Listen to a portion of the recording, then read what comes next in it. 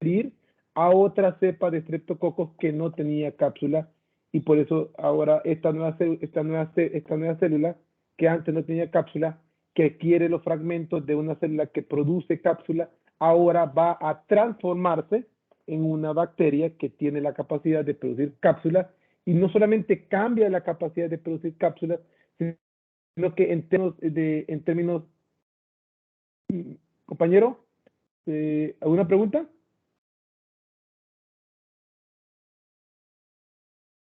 Bueno, No, profe, es que sí, se me activó sin querer la cámara. ándale, pues. Sino que, ¿cómo se llama? Que en términos de patogénesis, pues puede producir, cambiar su fenotipo de un fenotipo no virulento a un fenotipo virulento, en donde en ratones, pues cambia de no matar a los ratones a matar a los ratones. El segundo mecanismo es otro mecanismo también muy común en bacterias, es la transferencia de información genética por parte de unos virus que se llaman bacteriófagos, y estos bacteriófagos pues tienen la capacidad, algunos, de infectar a la bacteria, inyectarle su ADN, y ese ADN se integra en el cromosoma de la bacteria hospedera, y esta bacteria hospedera, pues entonces ahora cuando esta bacteria se estresa por algún cambio en temperatura, por ejemplo en el caso de cólera, un aumento en la temperatura de 1 grado centígrado en el agua del océano, pues puede ocasionar que este bacteriófago despierte, y cuando este bacteriófago despierta, generalmente estos bacteriófagos cargan toxinas, como por ejemplo la toxina del cólera, y por eso nosotros vemos que asociado a los cambios climatológicos de la temperatura del agua en el Pacífico, pues tenemos epidemias de cólera, ¿no? Entonces, es un fenómeno completamente verificado. El otro ejemplo de transferencia horizontal de genes de toxinas, pues es el caso de Shigella y disenterie, que produce disentería, obviamente, diarrea con sangre y moco, y el caso de Escherichia coli enterohemorrágica, ¿no? Escherichia coli enterohemorrágica y Shigella disenterie son bacterias de distintos géneros que pertenecen a la misma familia bacteriana, sin embargo se infectan con el mismo bacteriófago, y este bacteriófago es capaz de movilizar genes que producen la toxina de la Shiga toxina de una bacteria a otra, y debido a eso, pues entonces les comentaba yo de que el antibiótico ciprofloxacino, que es un antibiótico de amplio espectro muy bueno, muy utilizado para distintos tipos de infecciones, sobre todo con bacterias gram negativas, vamos a ver que en caso de diarrea con sangre, pues es absolutamente no recomendado, porque contribuye a estresar al bacteriófago, y eso causa que la bacteria exprese todavía más toxina de la Shiga, y eso pues puede causar una epidemia de diarreas hemorrágicas. Y finalmente, pues nos quedamos hoy a hablar sobre el mecanismo de la conjugación. La conjugación, como pueden ver aquí en esta gráfica, pues se le conoce como la transferencia horizontal de plásmidos, particularmente un plásmido muy común que se le llama plásmido F. Este plásmido F pues contiene, por lo menos contiene 3 elementos. Entonces voy a ver si puedo dibujar. Este plásmido contiene 3 elementos, entonces aquí está la bacteria, ¿verdad? Aquí está esta bacteria, y adentro de esta bacteria pues tenemos un plásmido, ¿verdad? Que es un segmento de ADN circular muy pequeño, ¿verdad? Y este plásmido, si lo viéramos más en detalle, veríamos que tiene una doble cadena de ADN circular, igual que cualquier cromosoma bacteriano. Y luego vamos a ver que dentro de esta estructura vamos a tener por lo menos 3 regiones. Mira, una región, vamos a ponerle aquí una región acá en amarillo, y esta región aquí pues es un gen que produce a una proteína que se llama pilina. Y esta proteína que se llama pilina, pues va a tener la capacidad de, cuando que se expresa, produce esta proteína, y esta proteína se mueve a la membrana de la célula y empieza a ensamblarse en forma de un pili. Entonces, esta característica de formar pili no está codificada en el cromosoma de estas bacterias, sino que está codificada dentro del cromosoma del plásmido, o dentro del plásmido conjugativo que llamamos plásmido F o F positivo. Muy bien, F de fertilidad, así se le conoce. Y este plásmido F pues, es prácticamente común en bacterias gram negativos, sobre todo bacterias intestinales. Este plásmido aparte tiene otros genes, tiene un gen que se llaman, que son enzimas para segregación o partición del cromosoma, enzimas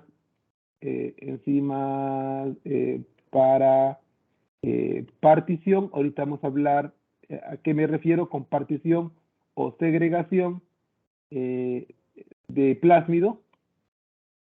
Son como 2, 3 enzimas. Y aparte, que es muy peligroso de estos plásmidos, es que estos plásmidos, aparte de eso, pues contienen por lo menos algún tipo de gen que codifica una enzima de resistencia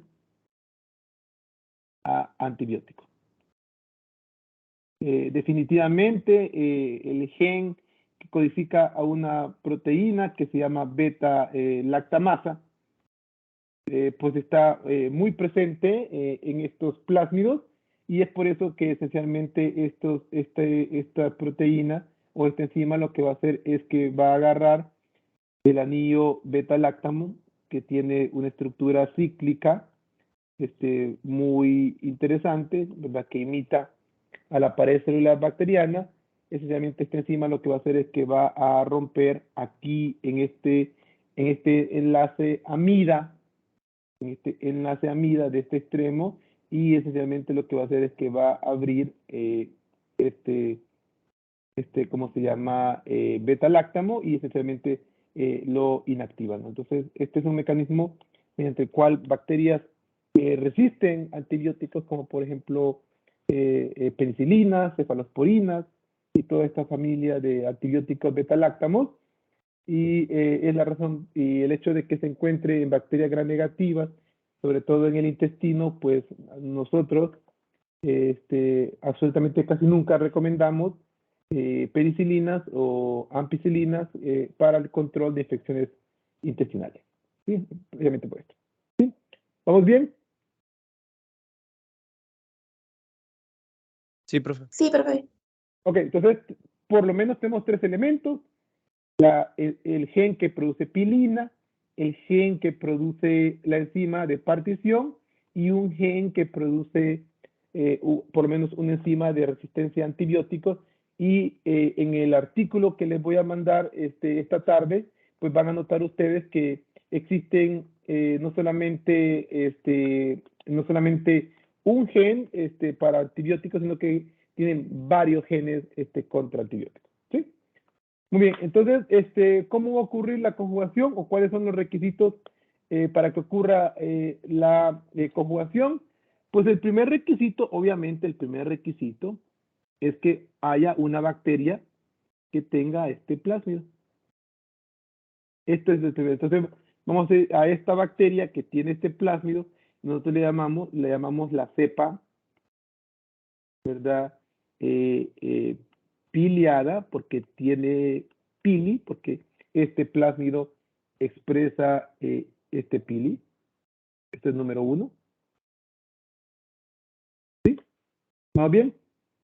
Nosotros le llamamos a esta cepa la cepa donadora.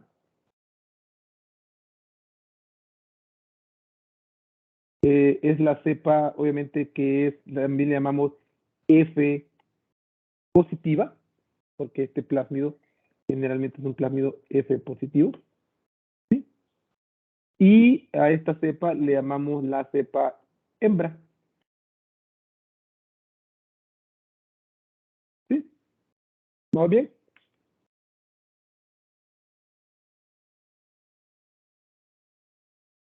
Bueno. Sí, profe. Sí, profe. Ok.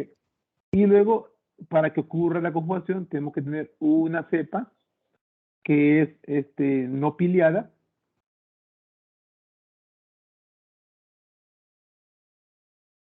que sea receptora, que sea F negativo, es muy importante. Y pero a este aquí la llamamos cepa macho, pero me equivoqué. Cepa macho, así se le conoce en la terminología, aunque no es un intercambio genético tipo sexo, sino que es más bien una reproducción asexual, pero con transferencia horizontal. Y a esta cepa le llamamos la cepa hembra. ¿Sí? ¿Estamos? ¿Bueno? Sí, profe. Sí, profe. ¿Ok? Y entonces, estos son los dos requisitos. Entonces, nosotros, si cruzamos la cruza de una F positiva por una F negativa, pues entonces el resultado pues, va a ser una F positiva más una F positiva, porque al momento en que esta bacteria le transfiera una copia del plásmido F, ¿sí? Entonces esta bacteria receptora ahora se convierte en una F positiva, ¿verdad? Y ahora esta bacteria pues también va a tener la capacidad de producir pili y va a tener la capacidad de tener todas las características de una bacteria piliada. ¿Sí? ¿Estamos? Sí, profe. Ahora bien, si nosotros cruzamos una F positiva por una F positiva, entonces, ¿cuál va a ser el resultado? Nada. ¿Sí? O sea, no va a haber cruza. Y una F negativa por una F negativa tampoco va a haber nada. ¿Sí? ¿Estamos? De acuerdo, profe. Ok. Entonces, ¿cómo va a ocurrir? ¿Cómo va a ocurrir todo esto? Pues entonces lo primero que va a ocurrir es que aquí tenemos una bacteria donadora. Aquí está el plásmido. Entonces, va a tenemos aquí el plásmido. Entonces, lo primero que va a hacer, y aquí tenemos la bacteria receptora. ¿Sí? Entonces, esta es negativa, entonces esta es una F positiva y esta es una F negativa. Entonces, lo primero que va a hacer es que va a expresar una enzima, ¿verdad? Que va a producir pili. Eso es lo primero. Y este pili va a crecer hasta que haga contacto directo con la siguiente bacteria. ¿Sí? ¿Sí? ¿Estamos? Eso es lo primero que va a hacer. Va a formar el pili y va a hacer contacto físico. Lo segundo que va a hacer es que esta bacteria va a expresar a una enzima que se llama enzima de partición. Y esta enzima de partición lo primero que van a hacer es que van a hacer un corte en una de las dos hebras. Después acá va a hacer un corte aquí en una de estas hebras. Solo una de las dos hebras solo va a hacer un corte. ¿Sí? Y una vez que hace el corte, entonces esencialmente lo que va a hacer es que va a separar. Este corte ocurre en un punto que se llama el punto de partición. Entonces ahí en el punto de partición, esta enzima no solamente lo parte, sino que se asocia con esta hebra que está partida. Entonces, esto se llama punto de partición o origen de partición.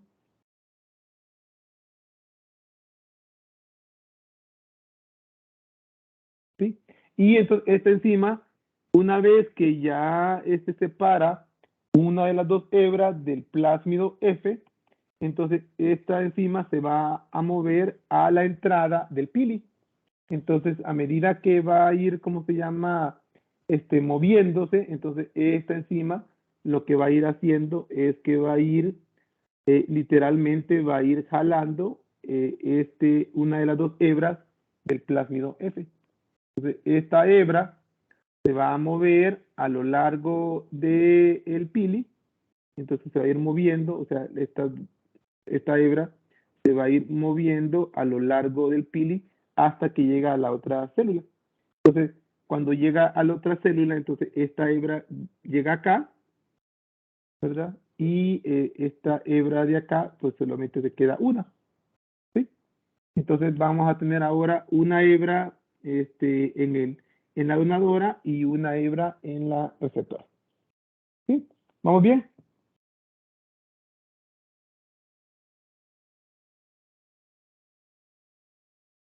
Lo siguiente que va a ocurrir en la receptora es que esta hebra se va a sellar. Y una vez que se sella la hebra, entonces las enzimas, las polimerasas acá y las polimerasas acá, lo que van a hacer es que van a utilizar esta hebra como plantilla y va a producir una copia complementaria y entonces el plásmido F se va a estar presente tanto en la hebra donadora como en la hebra receptora y ahora esta cepa es F positivo y esta cepa de acá también es F positivo. ¿Sí? ¿Sí está bien?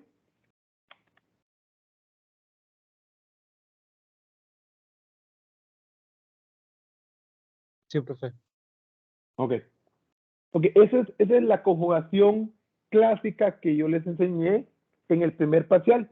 Sin embargo, la conjugación puede complicarse en el caso de unas bacterias que se llaman HFR, que son las bacterias que se llaman High Frequency Recombination, porque en estos casos lo que va a ocurrir es algo un poquito más distinto. Entonces, imaginen que tenemos una bacteria donadora. Pues aquí está la bacteria donadora. Esta es una F positiva. Aquí está su cromosoma. Este es su cromosoma. Y aquí tenemos el plasma. Plásmido F. ¿Sí? Y ahora la vamos a cruzar con una bacteria. Y esta bacteria pues también tiene su cromosoma. Tiene el cromosoma. Es su cromosoma. Y esta bacteria entonces es F negativa. Pero esta bacteria tiene una característica que se llama HFR, que significa High Frequency Recombination.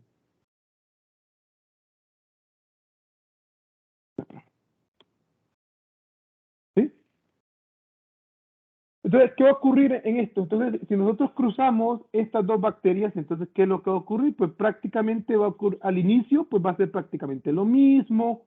¿Verdad? Una de las dos hebras de este plásmido se va a separar y una proteína de partición, pues va a mover una de las dos hebras, la va a mover a el otro lado de la bacteria.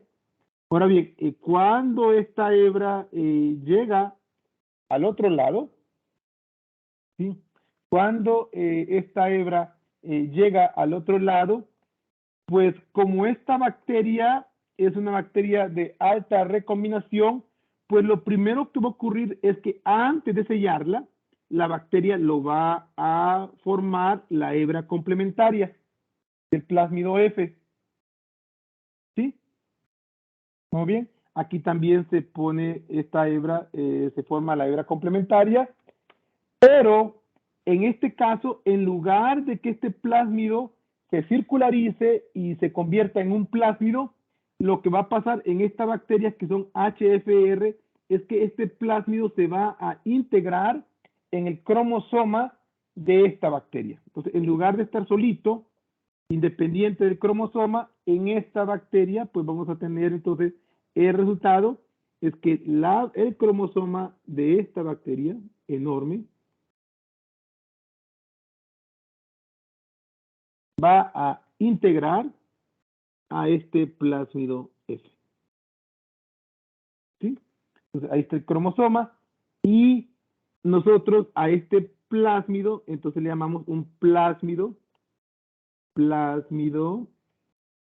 F integrado en cromosoma de célula receptora,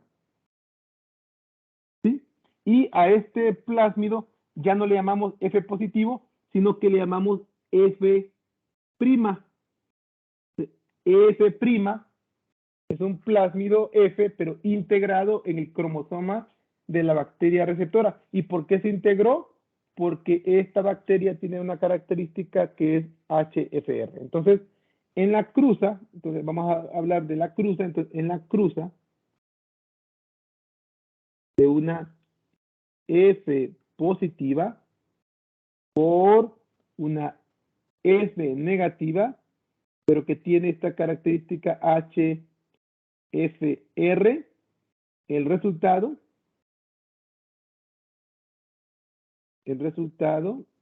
nosotros lo damos como F positivo, este sigue siendo F positivo, pero más el resultado en la otra es una bacteria que es F primo. ¿Sí?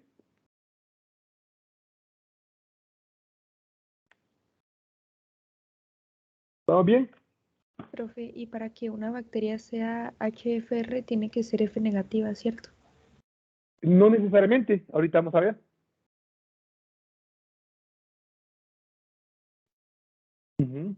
Ok, gracias. Entonces, ahora vamos a ver, ahora vamos a hacer esa pregunta, como usted dijo. ¿Qué pasa ahora con esta bacteria? Mejor dicho, esta bacteria de acá. Entonces, esta bacteria de acá sigue manteniendo su característica de HFR. ¿Sí? ¿Sí? Pero vamos bien hasta ahorita. En una bacteria que tiene alta frecuencia recombinativa o recombinatoria, el plásmido no permanece independiente. Aquí el plásmido es independiente. Este plásmido es un plásmido F y este plásmido es un plásmido F independiente, independiente del cromosoma. Pero acá no. Acá el plásmido ahora se va a integrar en el cromosoma. ¿Y por qué se integra? Porque estas bacterias tienen una alta probabilidad de integrar ese cromosoma. ¿Sí? ¿Vamos bien? Sí, profe. Ahora viene la parte mediante lo cual las bacterias evolucionan rapidísimamente. Porque ahora viene la tercera cruza, que es la cruza más espantosa que usted se podría imaginar. En esta cruza, entonces vamos a tener acá, vamos a tener a una bacteria. Esta bacteria, pues es una bacteria, está el cromosoma.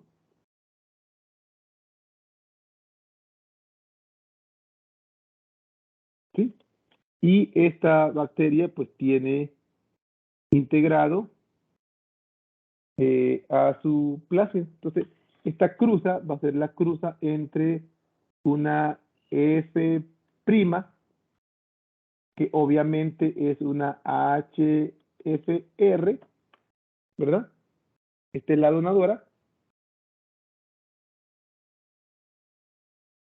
¿Sí? Y ahora lo vamos a cruzar por una bacteria.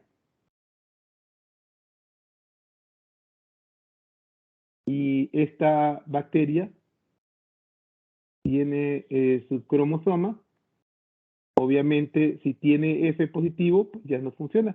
Pero esta bacteria acá es una F negativo, pero esta bacteria de acá es una HFR. ¿Sí? Y esta es la receptora. ¿Sí? ¿Vamos bien?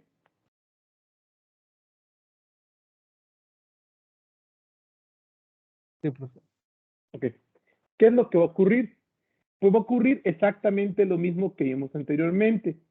El gen de la pilina se va a expresar en la superficie de la membrana donadora hasta que encuentre a la membrana receptora. Número 1. ¿Sí? Número 2, ¿verdad? Las enzimas de partición pues van a hacer un corte en un punto de una de las dos hebras. Entonces vamos a tener una hebra acá y luego la enzima, ¿verdad? De partición pues va a mover a una hebra. ¿Sí? ¿Estamos?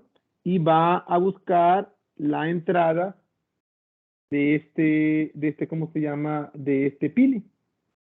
¿Sí? ¿Vamos bien?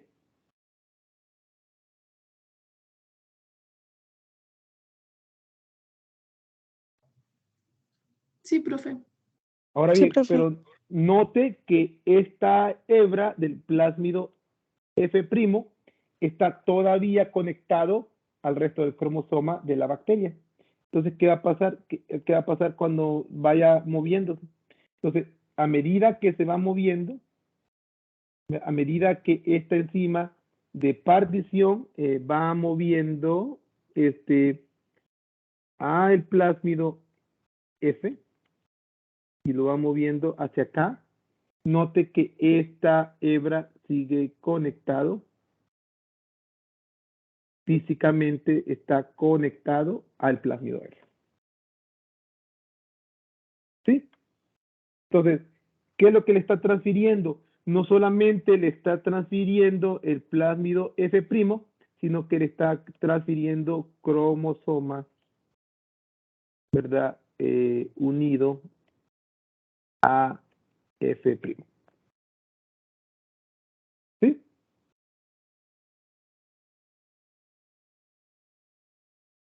¿Estamos?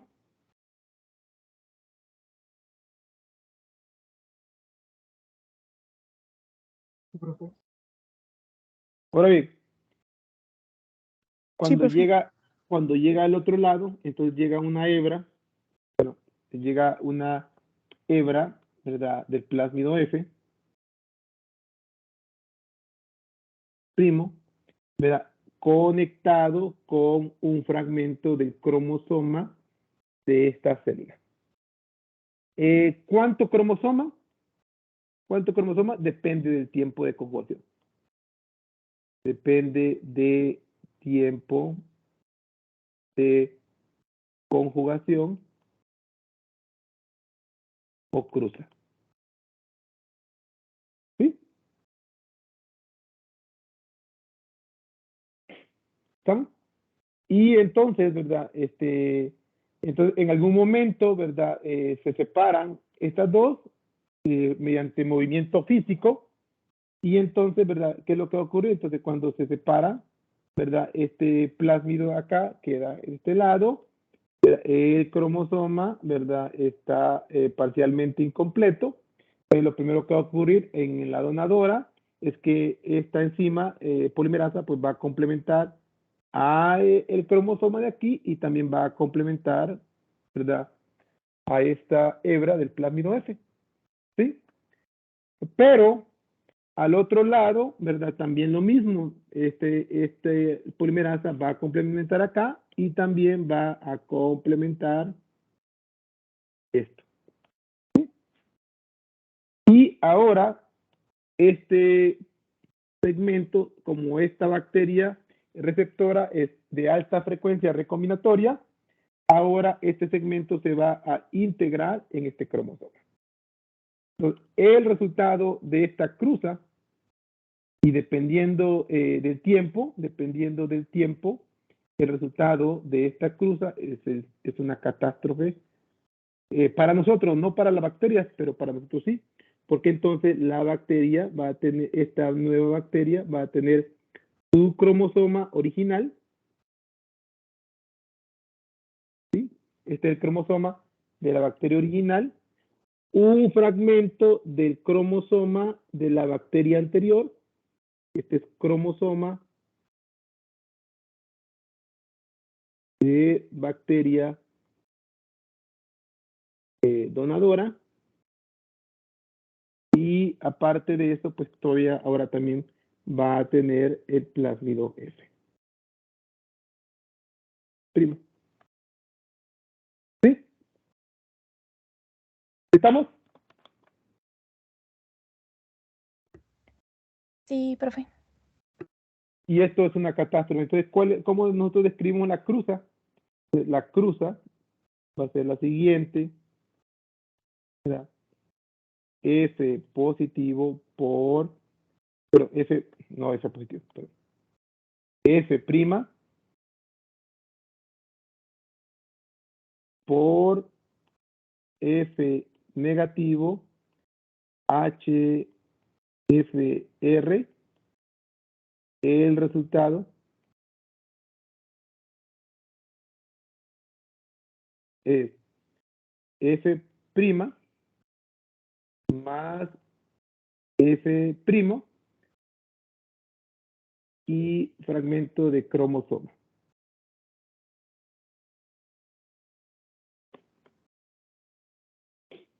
¿Sí?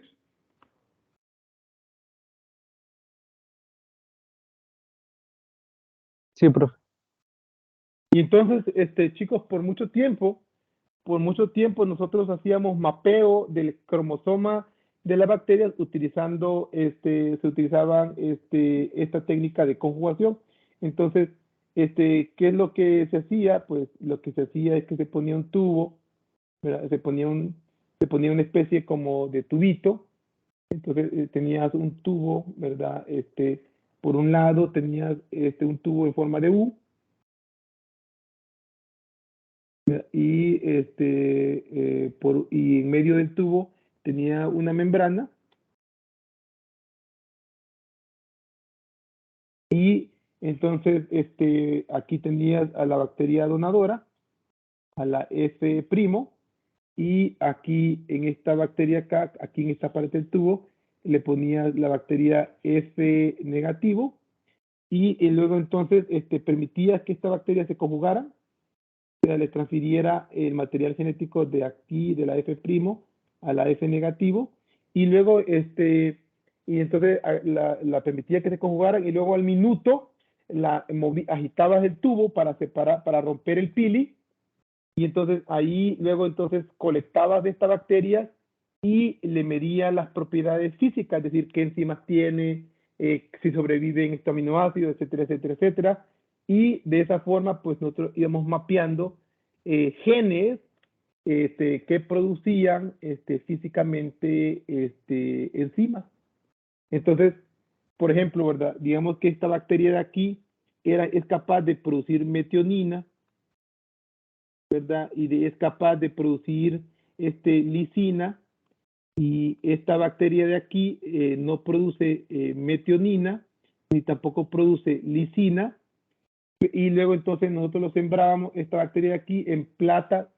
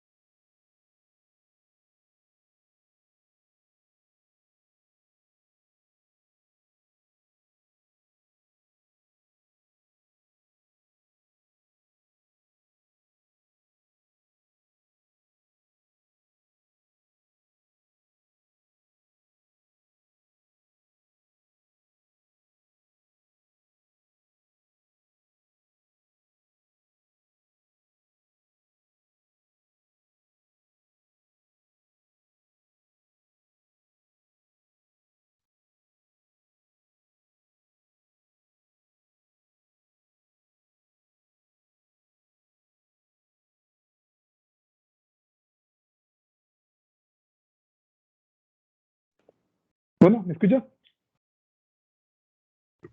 Sí, profe. Sí, profe. Sí, profe. Se me apagó la computadora, una disculpa. No sé si es que tengo poca batería, no sé si es que tengo, sí, porque tengo muy poca batería, y parecía como que se está cargando, no sé por qué.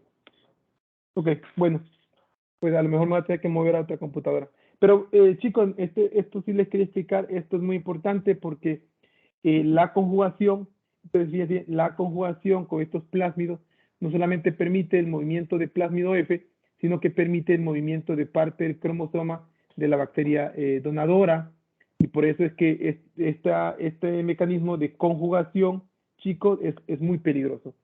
Es muy peligroso porque ya no solamente le está transfiriendo un plásmido que tiene características de resistencia a antibióticos, sino que ahora también le va a transferir parte del cromosoma de la bacteria donadora.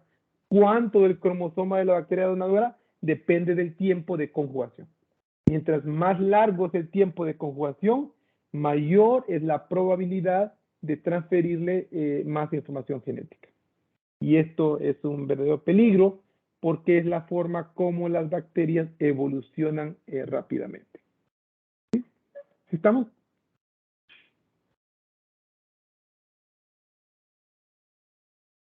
Profe, disculpe. Dígame. Entonces, ¿el plásmido AF es exactamente igual para todas las bacterias que son F positivas? El plásmido es prácticamente idéntico. Tiene la misma característica. Va a ir evolucionando, ¿verdad? Porque obviamente a medida que se va moviendo entre bacterias con capacidades recombinativas, entonces va a ir agarrando nuevos genes, ¿no? Entonces esos plásmidos van creciendo con el tiempo. ¿Sí? ¿Vamos?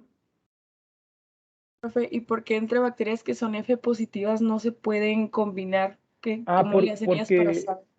Porque esos genes de partición, las enzimas de partición, esas enzimas de partición protegen a la bacteria de ser ellas, ¿cómo se llama? Conjugadas.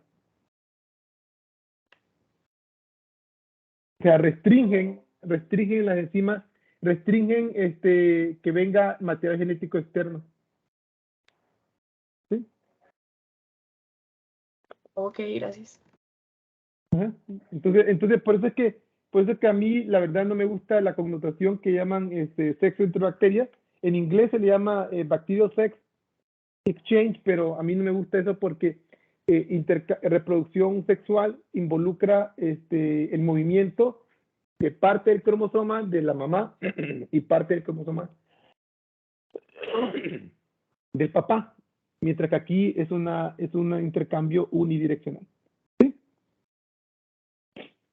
Muy bien. ¿Alguna otra pregunta? Sí, profe, gracias. ¿No? Sí, sí ven mi cámara, ¿no, verdad? No ven mi cámara. Por alguna razón, no pasó. No se encendió. ¿Eh?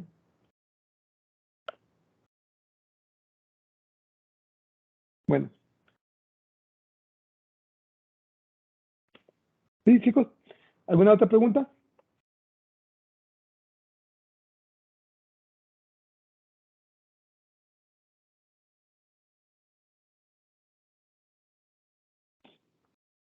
¿No?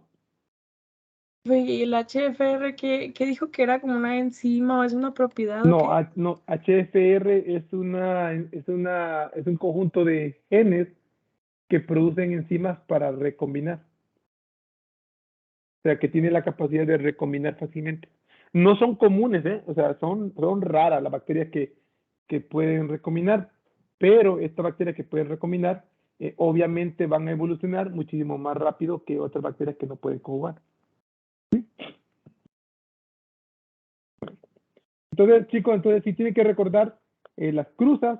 Entonces, una cruza F positivo con una F negativo, pues el resultado es una F positiva.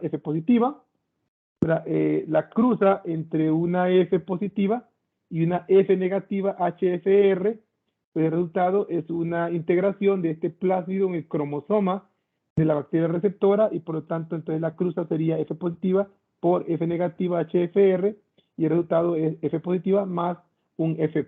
Cuando está integrado le llamamos F'.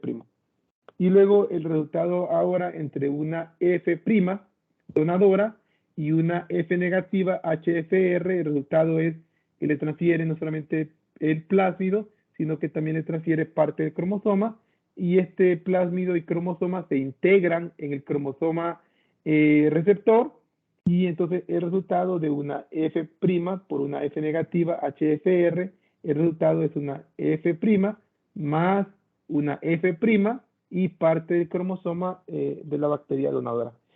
¿Cuánto tiempo? ¿Cuánto del cromosoma? Entonces, ¿cuánto del cromosoma? Depende del tiempo de conjugación. Mientras más largo se extiende el tiempo de conjugación, por ejemplo, en 30 minutos, una bacteria es capaz de movilizar hasta 2.000 millones de pares de bases, 2 millones de pares de bases del cromosoma donador. Entonces, este es un fenómeno muy, muy rápido y obviamente la bacteria que recibe esa información genética pues va a adquirir nuevas capacidades metabólicas y nuevas capacidades fisiológicas. ¿Sí? ¿Sí estamos?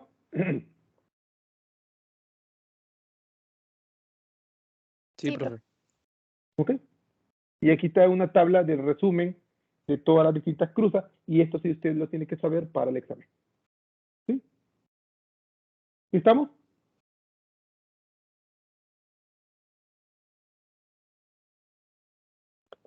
Sí, profe. Muy bien. Entonces, si no hay más preguntas con relación a la genética, entonces vamos a cambiar de tema y ahora vamos a hablar de los agentes antimicrobianos, ¿verdad? Los agentes antimicrobianos y caray, ¿por qué está tan feo? Híjole, no sé por qué se grabó todo. Ah, shoot. Puede ser. Permítanme. Hoy estoy teniendo problemas técnicos, no sé por qué tanto. A lo mejor por no dormir, ¿verdad? Hasta la computadora está desvelada.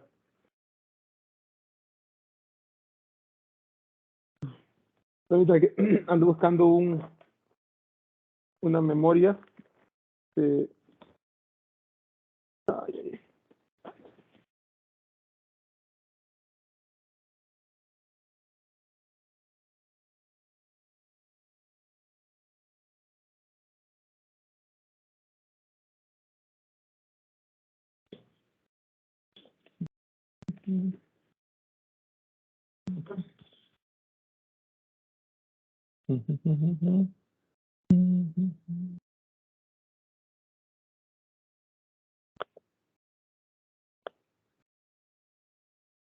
No,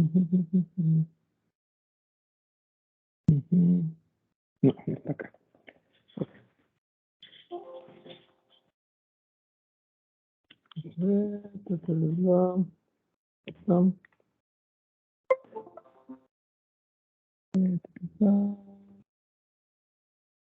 Documentos, permítame, ya me dice. Metodología 1 y se llama agentes antimicrobianos. Ok.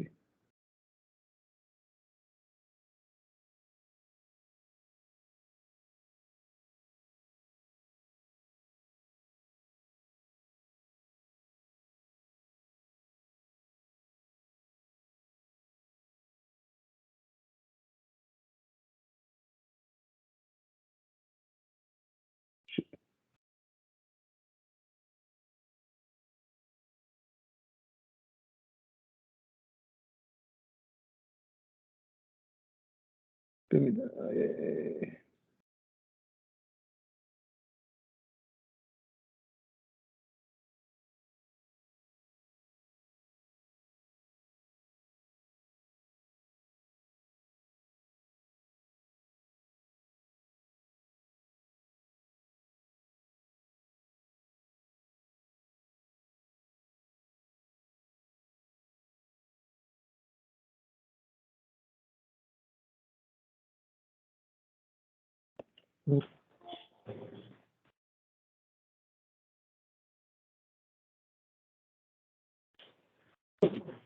perdón. Voy.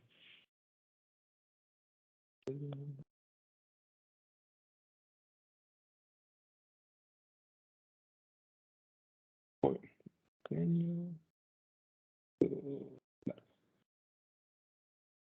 Muy bien.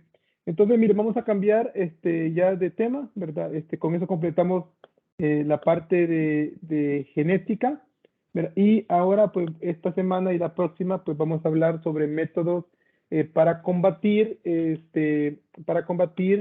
infecciones bacterianas.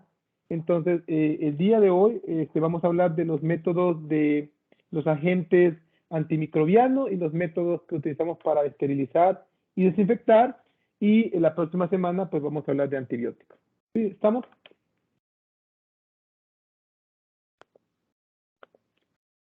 Sí, profe. Sí, profe. Ok, ¿sí ven la presentación?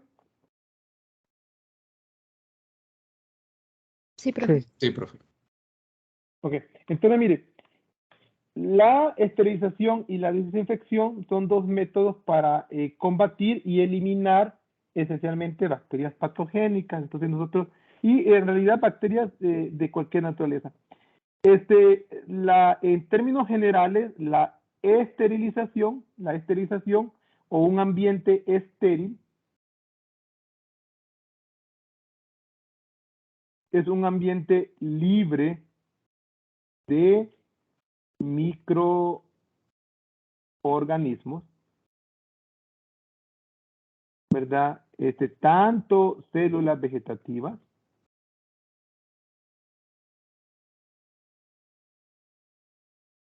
esporas, virus,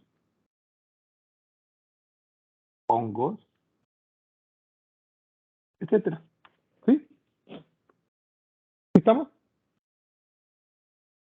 Esa es la definición. Entonces, ¿en dónde nosotros tenemos ambientes estériles? Pues ambientes estériles lo vamos a encontrar, por ejemplo, en productos médicos inyectables, productos médicos inyectables, catéteres, catéter, en ¿cómo se llama? En agujas y jeringas,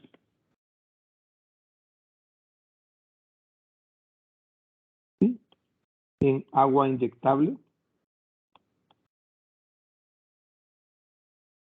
en salas de cirugía,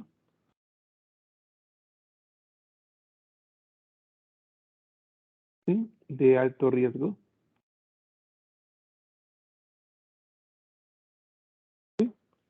En todos esos ambientes, chicos, nosotros necesitamos un ambiente completamente estéril.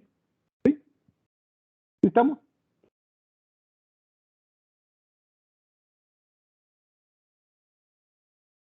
O en los medios de cultivo.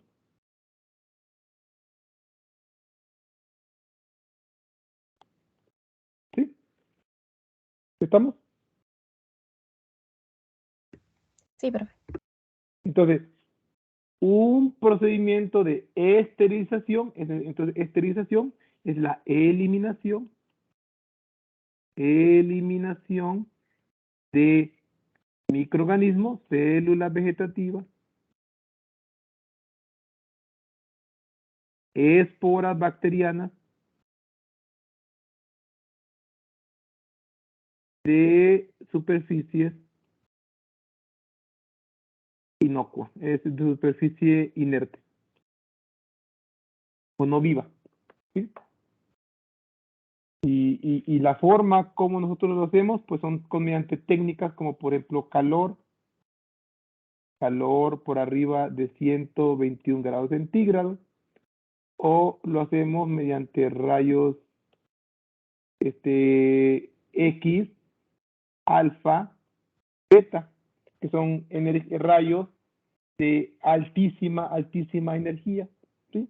Entonces, cuando usted va a la farmacia y pide una aguja, si todavía está envuelto ¿cómo se llama? En la bolsita y tienen una fecha de caducidad, pues usted puede estar seguro de que cuando se mete esa aguja para sacar sangre o para inyectarse algún antibiótico, usted va a estar completamente seguro de que ahí dice producto estéril o producto esterilizado. ¿Sí?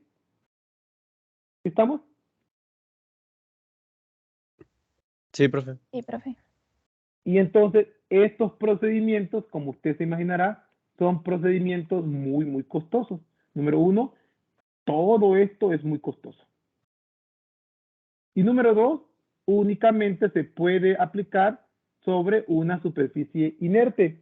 Es decir, usted no puede esterilizar su piel, porque si esteriliza su piel, también va a matar células suyas, ¿no? ¿Estamos? Sí, profe.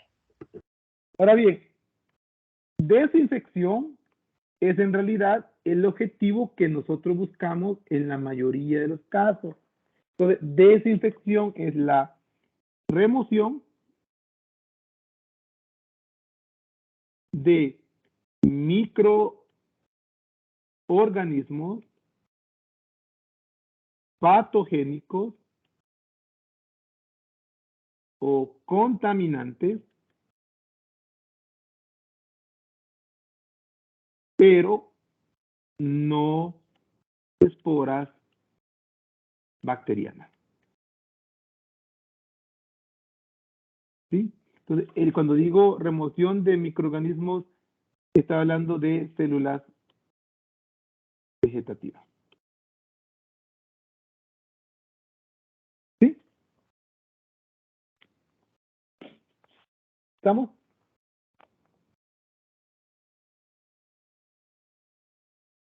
Sí, profe. Ahora bien, entonces, cuando usted va al supermercado, déjeme, voy a buscar, voy a ir a traer algo. ¿Ahorita regreso? Ah, pero es que no van a ver la cámara. Pero, bueno, voy a ver si ya puedo poner en la otra computadora.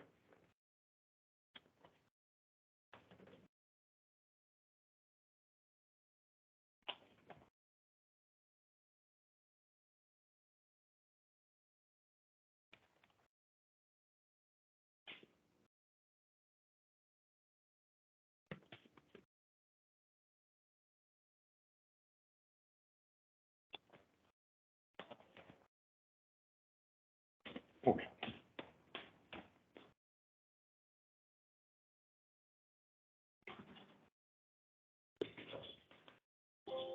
Pero miren, me voy a conectar en la otra computadora porque no sé por qué no me está, ¿cómo se llama? Ah,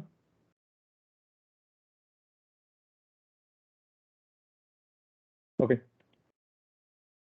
Dispositivo.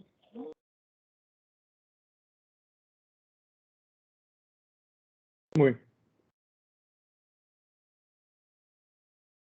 Bueno, entonces mire, aquí tengo un de esas toallitas. El Great Value es el producto, creo que de Walmart, ¿no? Entonces, si fija acá, no sé si puede leer acá, en el, dice, aroma fresco, toallitas, y dice, ¿toallitas qué? Desinfectantes. ¿Sí? Entonces, y dice, mire, elimina el 99.9% de virus y bacterias. ¿Por qué el 99.9% de virus y bacterias? Porque no elimina esporas. Es decir, que no voy a eliminar Clostridium, ni tampoco voy a eliminar esporas de bacillus, ¿sí? Y eso es muy importante porque pues nosotros esperamos eliminar la mayoría de las bacterias patogénicas, las que causan enfermedad, pero tenemos que tener cuidado porque pues no necesariamente va a tener un ambiente completamente estéril. ¿Sí? ¿Estamos?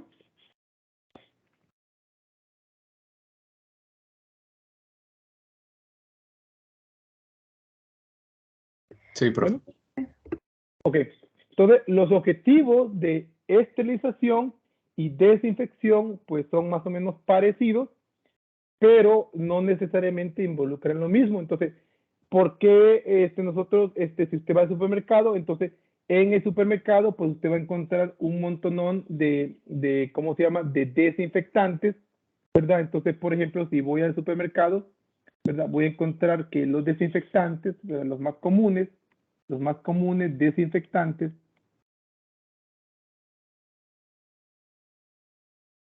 pues, por ejemplo, pues va a ser, por ejemplo, Estas toallitas, lo que tiene el ingrediente activo, tiene que decirme qué es el ingrediente activo.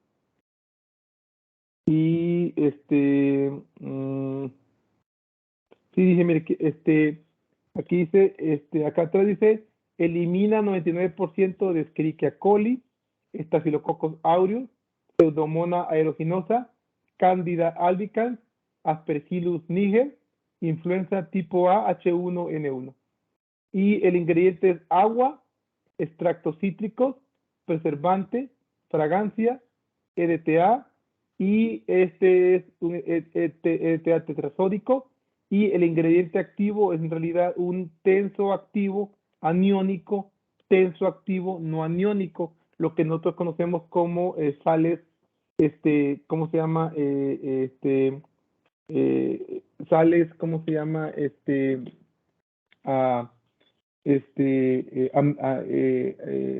Derivados del amoníaco.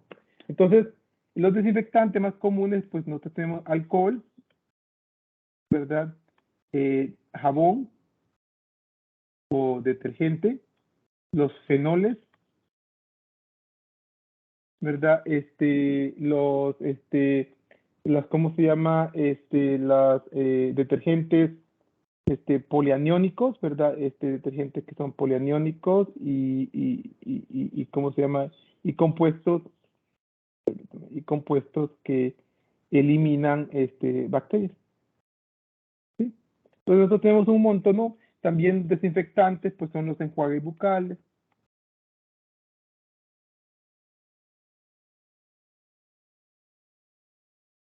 Mertiolate, piensen en otro desinfectante, cloro es un desinfectante, cloro, yodo es un desinfectante, ¿verdad?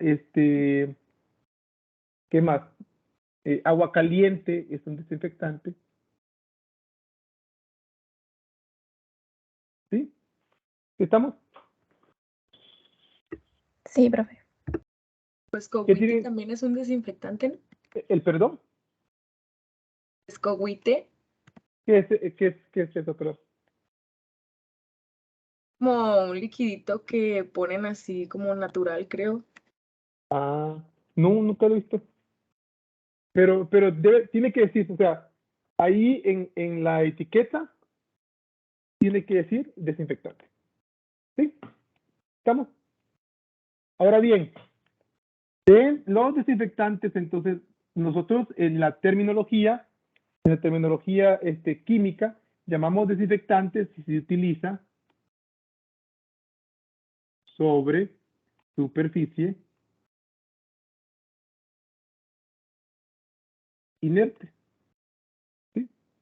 Ahora, porque luego dentro de los desinfectantes tenemos una subcategoría que llamamos antisépticos.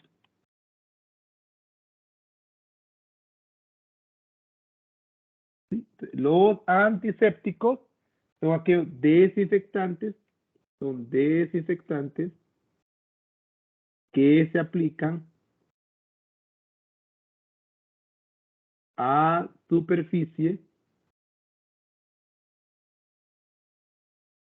piel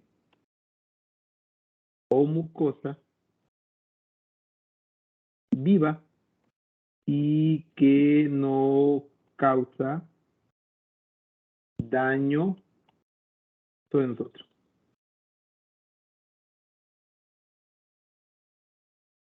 ¿Sí? ¿Estamos? ¿También puede ser el agua oxigenada en ese caso como antiséptico? Exactamente. Entonces los antisépticos, ¿verdad? Agua oxigenada al 3%, y en realidad va a depender de la concentración. Alcohol por arriba del 60 al 70%, ¿verdad? Enjuague bucal,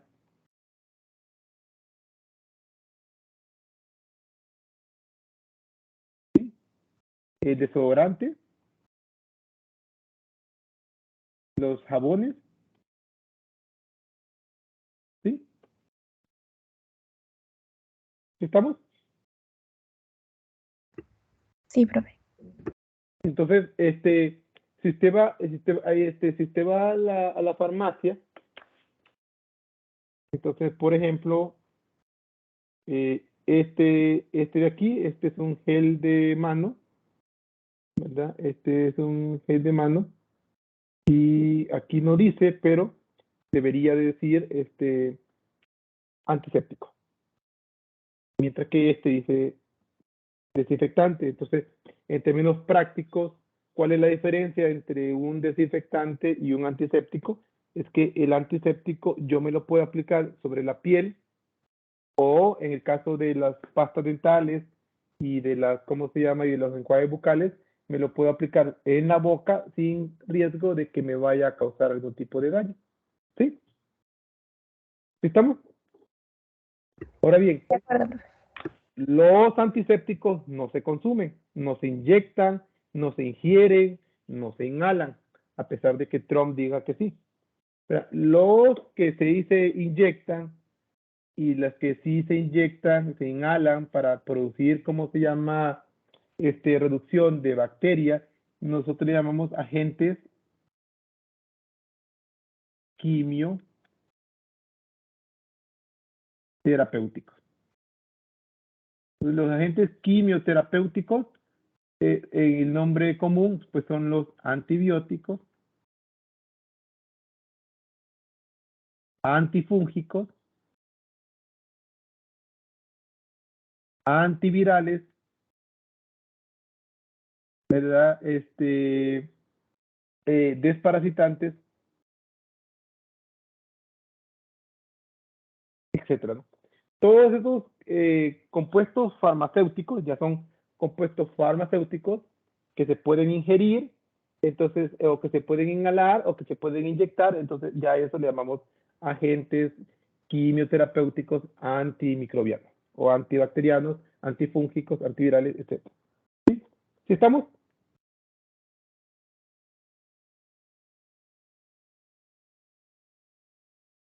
Sí, profe. Entonces, ahí en la presentación pues va a haber un montonón de definiciones.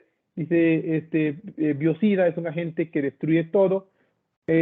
Lo otro es que, ¿cómo se llama? Tanto los desinfectantes como los antisépticos, como los agentes quimioterapéuticos, pues pueden ser bacteriostáticos o pueden ser bactericidas. Bacteriostático, si no mata, bacteriostático inhibe la proliferación de una bacteria, pero no la mata. Los daños son reversibles, es decir, que si nosotros removemos, por ejemplo, si removemos el agente bacteriostático, entonces la bacteria va a continuar creciendo. Y un ejemplo de un agente bacteriostático es, por ejemplo, la tetraciclina. Entonces, la tetraciclina, mientras usted esté consumiendo tetraciclina, pues entonces va a evitar que la bacteria prolifere, pero si remueve la tetraciclina antes de que el sistema inmune destruya esa bacteria, la bacteria va a crecer. Y un bactericida es un agente que elimina a las bacterias, como por ejemplo los fenoles, ¿verdad? Como por ejemplo los detergentes o por ejemplo el antibiótico penicilina.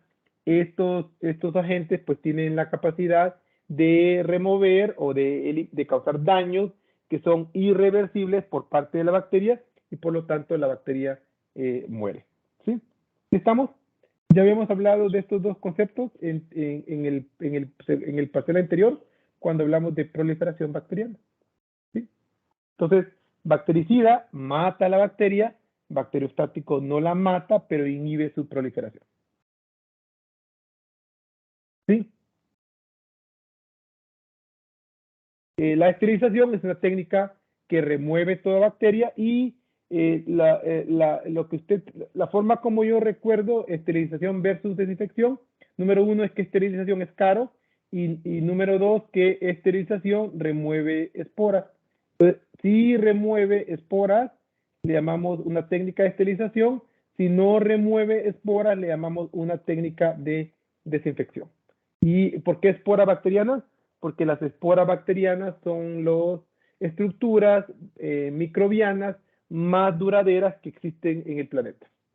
Nada es más resistente a todas esas cosas que las técnicas ¿cómo se llama? Que la asesoran.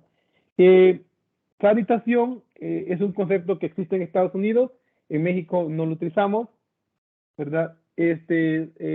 Sepsia se refiere a la presencia de patógenos en un tejido vivo, y un antiséptico, por lo tanto, antiséptico, pues como le había comentado ahorita, pues son agentes desinfectantes que se pueden aplicar sobre la superficie de un animal, de un humano, y que destruye o inhibe el desarrollo o crecimiento de bacterias. Y ejemplo, pues etanol, isopropanol, detergentes de cirugía, yodo, agua oxigenada, listerine, enjuagues bucales, etcétera. Todo eso son, ¿cómo se llama? Antisépticos.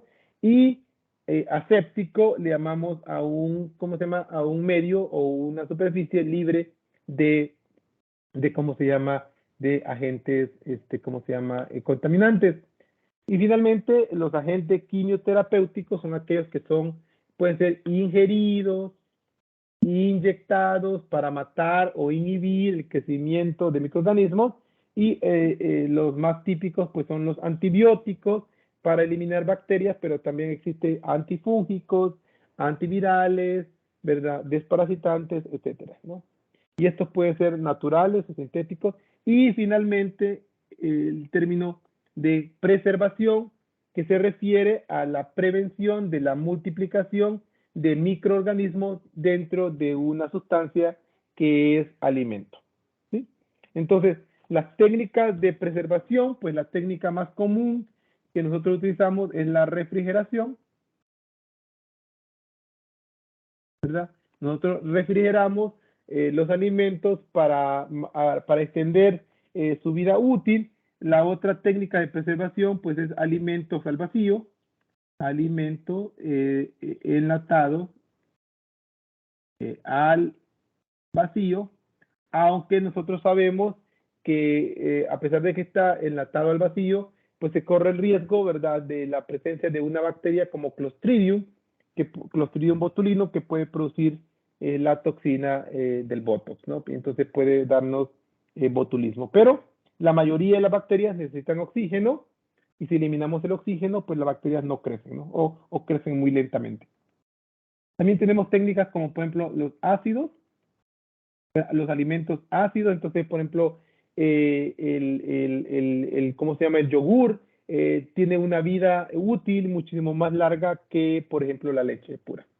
Y los alcoholes, ¿verdad? Entonces, por ejemplo, cuando fermentamos las uvas, pues la fermentación de la uva pues va a extender el tiempo de vida de esa uva, porque se convierte en alcohol, y el alcohol preserva a los alimentos, ¿sí? Entonces, un chiste que yo decía antes, ¿verdad?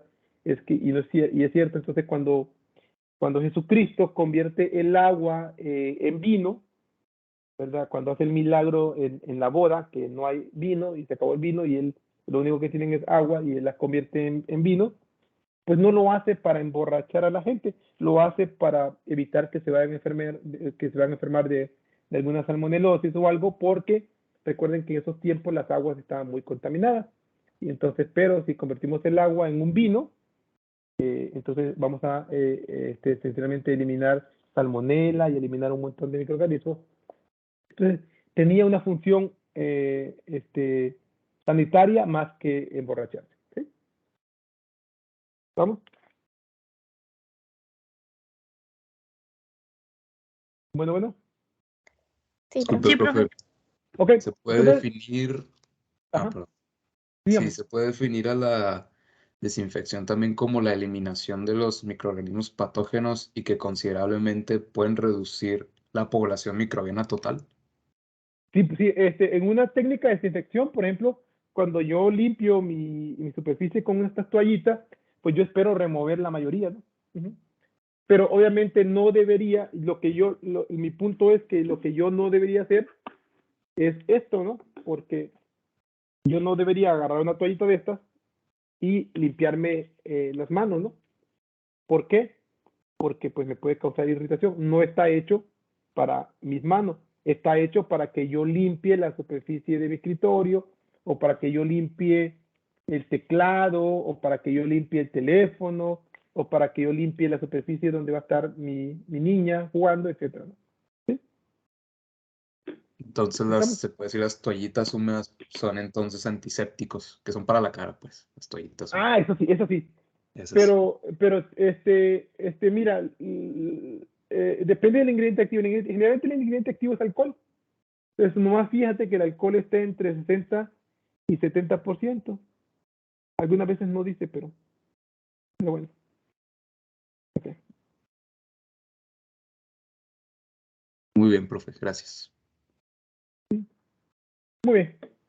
Y entonces los alimentos nosotros los refrigeramos, los empacamos al vacío, los ponemos en ácido, los ponemos en alcohol, los ponemos en ¿cómo se llama? En sales o en azúcar, y esencialmente lo que nosotros estamos haciendo es creando ambientes hipertónicos. ¿Sí? Estos van a crear ambientes hipertónicos, y en ese ambiente hipertónico esencialmente lo que va a ocurrir es que la célula se deshidrata. Va a perder agua. ¿Sí? ¿Estamos?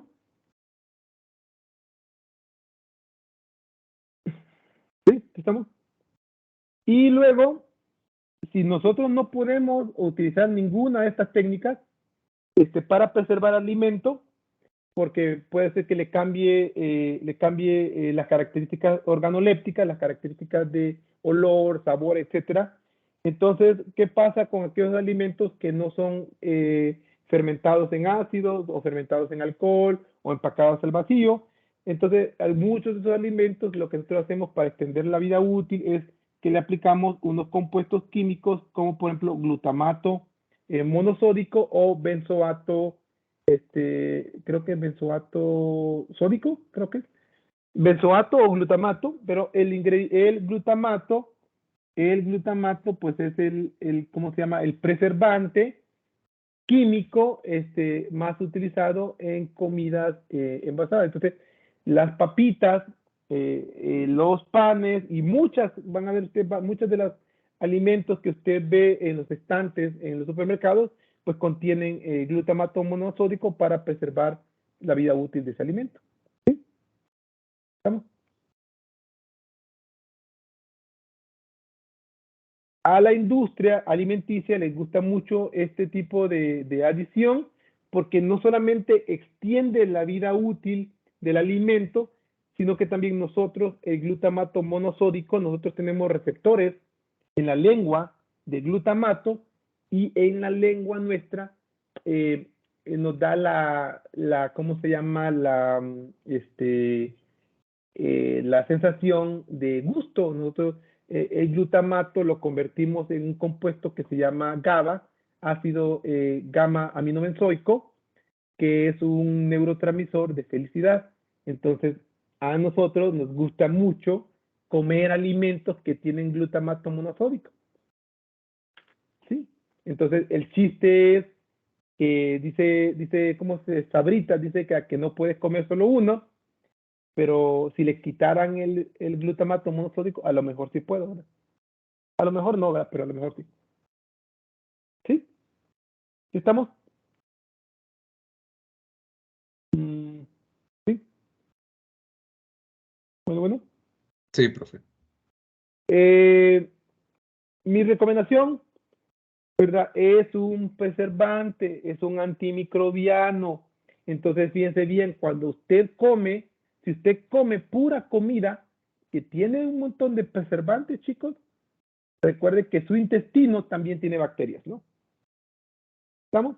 Y entonces, si usted come pura comida chatarra que tiene un montón de glutamato monosódico, eventualmente también le va a eliminar bacterias de su intestino. Entonces, pues, en cuanto nosotros podamos, ¿verdad? No se puede siempre, pero pues en la mayoría de los casos es preferible, ¿verdad?, comer frutas, verduras que estén frescas en lugar de alimentos que estén preservados, ¿no? Y eso es lo que la mayoría de la gente pues recomienda. ¿Sí? ¿Estamos? Profe, ¿a los preservadores también se les denomina conservadores? Es que conservadores generalmente es un proceso, por ejemplo, la fermentación acídica o la fermentación alcohólica. Pues los químicos generalmente llamamos preservantes o preservadores. ¿Sí? Ah, ok, es que pensé que lo que usted está explicando ahí venía que recomendaba no consumir alimentos con muchos conservadores. Es que también, o sea, cuando dicen conservadores químicos, ¿no? Pero ácidos y alcoholes son naturales, ¿no? Y me refiero a compuestos que son artificiales, son sintéticos. ¿Sí? Sí, yo creo que de ahí viene. Sí. No, pues mejor, no, yo sí recomiendo que usted coma pepinillo fermentado, que coma, ¿cómo se llama? Sauerkraut, que coma yogur, ¿verdad? Pan es un alimento fermentado. Todos esos alimentos, pues, son conservados, duran mucho tiempo, ¿verdad? Y pues tienen características organolépticas muy especiales, ¿no? En los quesos fermentados y todo eso. Lo que yo no recomiendo, me estoy refiriendo a los que tienen muchos preservantes químicos. Entonces, cuando lea los ingredientes de, por ejemplo, de las papitas de Sabritas, pues va a notar que dice benzoato o glutamato monosódico. Y no está, yo no digo que usted tiene que no comer, simplemente tiene que reducir la cantidad de estos productos, ¿no? ¿Sí? ¿Estamos? Profe, ¿y usted sabe cuál es la diferencia entre lo que viene a ser como el yogur natural, el normal y el griego? Porque recomiendan más el segundo, ¿no? Sí, es que yo creo que es la cantidad de grasa, creo que es la bacteria en realidad. Es que los yogures, por ejemplo, acá en México, los yogures tienen un montón de azúcar añadida, porque el yogur generalmente es como medio líquido, ¿no? Y entonces para hacerlo sólido, aquí en México le meten mucho almidón. Y entonces, pues obviamente, pues nosotros no queremos tanta azúcar, ¿no? El yogur griego, pues no, el yogur griego es un procedimiento muy específico con unas bacterias específicas y entonces hace que el yogur sea más sólido sin necesidad de almidón extra. ¿Sí? Y Gracias. sí, es mejor el yogur griego que el yogur natural. Pero hay que tener cuidado porque yo también he visto yogures griegos aquí en los supermercados y cuando ves los ingredientes dice leche y luego dice almidón. Entonces, quiere decir que le están metiendo todavía más azúcar. ¿Sí? Muy bien. Entonces, ¿cuáles son los métodos de control antimicrobiano? Los métodos de control antimicrobiano los dividimos en métodos físicos, métodos químicos y métodos de filtración. Así se le recomienda. Entonces, los métodos físicos pues son el método de calor y el método de radiación. El calor puede ser calor seco o en las estufas, ¿verdad? O en los mecheros. Y esto puede ser el horno estufa, que es un método de esterilización si logra temperaturas arriba de 120 grados centígrados, o incinerización, que logra temperaturas de 180 grados centígrados. Entonces, cuando usted flamea el asa en el laboratorio, ya ves ese palito con el que usted inocula bacterias, la tiene que flamear al rojo vivo. ¿Por qué lo flamea al rojo vivo? Pues para lograr una temperatura de por lo menos 180 grados centígrados, y eso va a eliminar tanto esporas como bacterias. Entonces esa asa va a estar completamente estéril en ese momento. El calor también puede ser calor húmedo, y el calor húmedo, pues tenemos dos métodos de calor húmedo. Un método que llamamos el autoclave, que es una especie de horno o una olla de presión que produce calor a 121 grados centígrados, 15 libras de presión, 15 libras de presión por pulgada cuadrada, y agua. Entonces, el agua va a permitir que penetre mejor en las esporas, y esencialmente si usted lo hace por un tiempo de por lo menos 15 minutos, pues va a esterilizar los medios de cultivo. Entonces, cuando usted va al laboratorio, las placas Petri y los caldos nutritivos que usted recibe en su mesa de trabajo, pues esos medios son esterilizados y la forma como fueron esterilizados es por mediante un autoclave. El otro tipo de medio físico húmedo para producir y de calor húmedo es el método de pasteurización. La pasteurización, ¿verdad? Es la remoción de bacterias vegetativas que causan enfermedades, como por ejemplo Mycobacterium tuberculosis, eliminamos Escherichia coli, eliminamos Salmonella, eliminamos, ¿cómo se llama? Shigella dysenterie, eliminamos un montonón de bacterias patogénicas de la leche, de los jugos, de las cervezas, de los refrescos y todo eso, pero la técnica de pasteurización no elimina esporas y por lo tanto se considera una técnica de desinfección y no una técnica de esterilización. Entonces, ¿cómo sabe usted que es una técnica de desinfección? Porque recuerde que ¿cómo se llama esta leche? Si usted la deja la leche sin refrigerar, generalmente esa leche se echa a perder. ¿Por qué se echa a perder? Porque probablemente todavía hay esporas de bacterias, ¿cómo se llama? Que si no se refrigeran, pues pueden germinar y pueden echar a perder la leche. ¿Sí? Las técnicas de radiación, pues incluye la radiación iónica y o ionizante y la radiación no ionizante. La ionizante, pues son bandas de energía de altísima energía, es decir, son ¿cómo se llama? Son aquellos que viajan a una longitud de onda muy corta, ¿verdad? Y que por lo tanto pueden penetrar en tejidos, pueden penetrar en superficies inertes y por lo tanto logran esterilizar los compuestos. Entonces, ¿dónde utilizamos rayos X y rayos gamma? Pues rayos X y rayos gamma, que son métodos ionizantes que destruyen a las células y destruyen a las esporas, los utilizamos para esterilizar aquellos instrumentos que no pueden ser, ¿cómo se llama?, esterilizados por métodos de calor.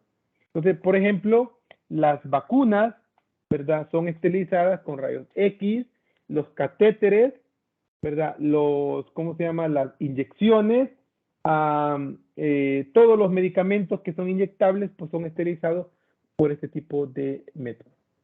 Y el otro tipo de radiación es la radiación no iónica o no ionizante, que consiste de fotones de alta energía, pero no suficientemente alta energía como para penetrar una superficie inerte, y por lo tanto estos se consideran más que todo como métodos de desinfección. Entonces, cuando usted va con el odontólogo y tiene una carie, entonces el odontólogo le va a remover, ¿verdad?, la carie, que es una infección, ¿verdad? Y luego va a ver que va a sacar una lamparita, ¿verdad? Una lamparita que tiene como una cubierta anaranjada, un filtro anaranjado, y entonces le va a aplicar luz ultravioleta para esterilizar la superficie del diente, pero recuerden que esos rayos pues no van a penetrar, ¿sí?